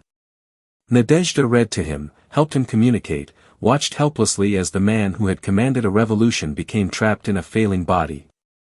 He raged against the limitation, demanded to be kept informed of political developments, tried to continue influencing events even as control slipped away. His final writings, dictated slowly and with great effort, showed a man grappling with what the revolution had become. He worried about the bureaucracy that was strangling the Soviet state, about the Russian chauvinism creeping back into policy, about Stalin's growing power and the danger he represented. He wrote with urgency about the need to reform, to preserve what was good in the revolution while acknowledging its failures. But the words came too late, and he lacked the strength to enforce them. A third stroke in March 1923 took away his speech almost entirely, leaving him able to communicate only through gestures and a few broken words. He was moved to the village of Gorky, to a mansion that had once belonged to a wealthy merchant, now transformed into a hospital for the revolution's dying architect. The rooms were filled with medical equipment, with doctors and nurses who could do nothing but monitor his decline. Nadezhda stayed with him constantly, her own health broken by years of strain, the two of them bound together in this final isolation as they had been through exile and revolution. The months that followed were a kind of living death, a slow fade that Vladimir experienced with a consciousness that made every loss more painful. He could no longer read, the words on pages swimming before his eyes, refusing to resolve into meaning. He could no longer write, his hand no longer obeying the commands his mind sent. He could no longer speak except in fragments, sounds that approximated words but never quite became them. The man who had built an empire from ideas found himself imprisoned in silence, watching helplessly as the world he had created continued without him. Sometimes, in the better moments, he was wheeled through the grounds of the estate in a chair, wrapped in blankets against the cold even in summer, his body unable to regulate its own temperature. He would sit for hours looking at the birch trees, at the ordinary Russian landscape that had been there long before his revolution and would remain long after. Nadezhda sat beside him, reading newspapers aloud when he seemed alert enough to understand, her voice the one constant in the dimming chaos of his consciousness. She told him about political developments, about Stalin's consolidations of power, about the struggles within the party that Vladimir could no longer influence. She watched his face for signs of comprehension, seeing sometimes anger, sometimes resignation, sometimes only the blank stare of a mind that had traveled somewhere beyond reach. The party leadership visited occasionally, standing awkwardly beside his chair, making conversation that was really monologue, paying respects to a living ghost. Stalin came, bringing false cheerfulness and reports carefully edited to exclude anything that might disturb. Trotsky came less frequently, his own position weakening as Stalin's grew stronger, the succession struggle Vladimir had feared already well underway. They spoke to him as if he could respond, maintaining the fiction that he was still present, still the leader, but everyone knew the truth. Power had moved on, settling in new hands, following new logics he could neither approve nor prevent. There were days when lucidity returned briefly, when the fog cleared enough for Vladimir to grasp where he was and what had happened to him. Those days were perhaps the cruelest, the moments when he understood fully that he was trapped, that the mind that had orchestrated revolution was now prisoner in a body that had become its cage. Nadezhda could see it in his eyes, the frustration and rage and grief all mixed together, and there was nothing she could do except hold his hand and wait for the clarity to fade back into merciful confusion. He had nightmares, waking in terror from dreams he could not explain, crying out in sounds that were not quite words. Nadezhda wondered what he saw in those dreams, the faces of people who had died because of decisions he made, the promises broken, the ideals compromised, or perhaps just the ordinary fears of a dying man confronting the void. She never asked, knowing he could not answer, and perhaps that was better. Some things were meant to remain private, even in the most observed life. The last stroke came on January 21, 1924, sudden and massive, a final shuttering of the systems that had kept him alive. He died that evening, Nadezhda beside him, the doctors helpless witnesses to the end. He was 53 years old, which seemed both too young and impossibly old, a life compressed and intensified by the weight of everything it had carried. His death came quietly, without drama, a small silence in the midst of winter that would soon be amplified into something mythological, transformed by the state he had created into an icon bearing little resemblance to the complicated, difficult man who had actually lived. The body was brought to Moscow, placed on display in the Hall of Columns, where hundreds of thousands filed past to pay respects or satisfy curiosity or simply because attendance was expected. The cold preserved him well, that harsh Russian winter that had destroyed so many of his enemies now serving to keep his corpse presentable for the viewing masses. They looked at his face, peaceful in death, and projected onto it whatever they needed, martyr, hero, villain, father of the revolution, betrayer of the revolution. He had become a symbol, which meant he was no longer quite human, no longer the man who had loved Beethoven and cats, who had suffered from insomnia and headaches, who had walked beside Nadezhda through years of exile discussing theory and tactics, who had made decisions that saved lives and ended them, who had been certain and uncertain, right and wrong, brilliant and blind. The party leadership decided almost immediately that the body should be preserved permanently, embalmed and displayed in a mausoleum that would be built in Red Square. It was a decision Vladimir himself would likely have opposed. He had always disdained the cult of personality, the religious trappings that revolution was supposed to transcend. But he was no longer there to object, and those who remained found the symbolism too powerful to resist. A state that claimed to be building the future needed a connection to the past, needed a physical anchor that proved its legitimacy, its continuity with the revolution's founding moment. They built the mausoleum from granite and porphyry, a ziggurat-like structure that referenced ancient tombs while claiming to point toward the future. Vladimir's body, pumped full of chemicals, posed in repose, was placed inside a crystal sarcophagus where visitors could file past, could gaze upon the face of revolution and reflect on whatever they chose to see there. It became a pilgrimage site, a place where loyalty to the Soviet state was performed and witnessed, where the living promised the dead that they would continue the work, complete the transformation, build the socialist future that had been the dream and the promise. But the revolution that continued after Vladimir's death was not quite the one he had imagined. Stalin consolidated power ruthlessly, eliminating rivals, centralizing control, building a system that was totalitarian in ways that exceeded even the emergency measures of the Civil War. The party he had helped create became an instrument of terror on a scale that dwarfed anything that Tsars had attempted.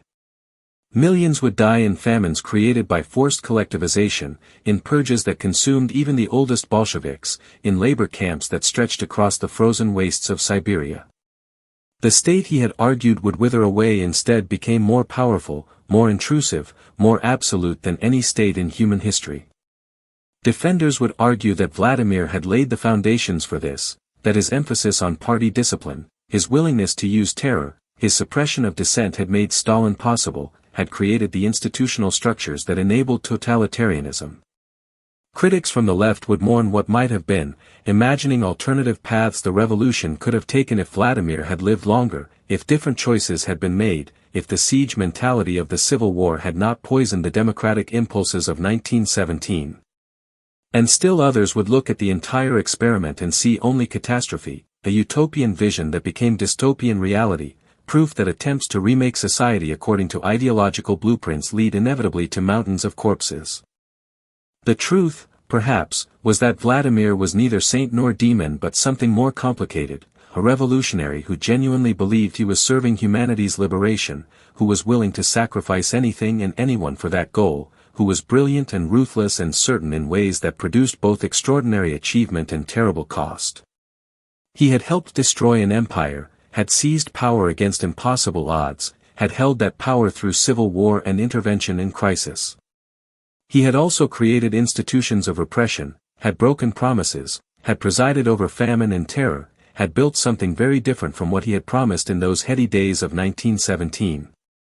As the years passed and the Soviet Union evolved into something even Vladimir might not have recognized, his body remained on display, unchanging, a physical presence that anchored myths and legends and lies. Nadezhda lived on until 1939, loyal to his memory, defending his legacy, never quite admitting the gulf between vision and reality. The revolution he had led became history, subject to analysis and debate, to revision and rehabilitation, to cycles of condemnation and celebration that reflected changing political needs more than historical truth. And through it all, through decades of Soviet power and its eventual collapse, through the emergence of new Russia from the ruins of the old, his name remained, Lenin, the pseudonym become permanent, the identity that had swallowed Vladimir Ilyich Ulyanov, the boy from Simbirsk who had grown up to shake the world. His legacy remained contested, his meaning uncertain, his place in history forever argued over by those who saw in him hero or villain, liberator or tyrant, the midwife of progress or the architect of nightmare. Perhaps that ambiguity was fitting, a recognition that revolutions, like the people who make them, resist simple judgments, exist in shades of gray that certainty cannot dissolve. The night deepens now, and the story ends as all stories must, not with answers but with silence, not with resolution but with the quiet that follows when words run out and sleep approaches. Close your eyes, breathe slowly, and let the history settle into dreams, into the place where all our stories eventually go, mixing with memory and imagination until they become something else entirely, something that belongs neither to the past nor the future but to the eternal present of consciousness fading into rest. If this story has accompanied you into stillness, if it has given you the gift of calm, consider letting this channel remain with you. Subscribe, and let us continue to explore history together, one gentle night at a time.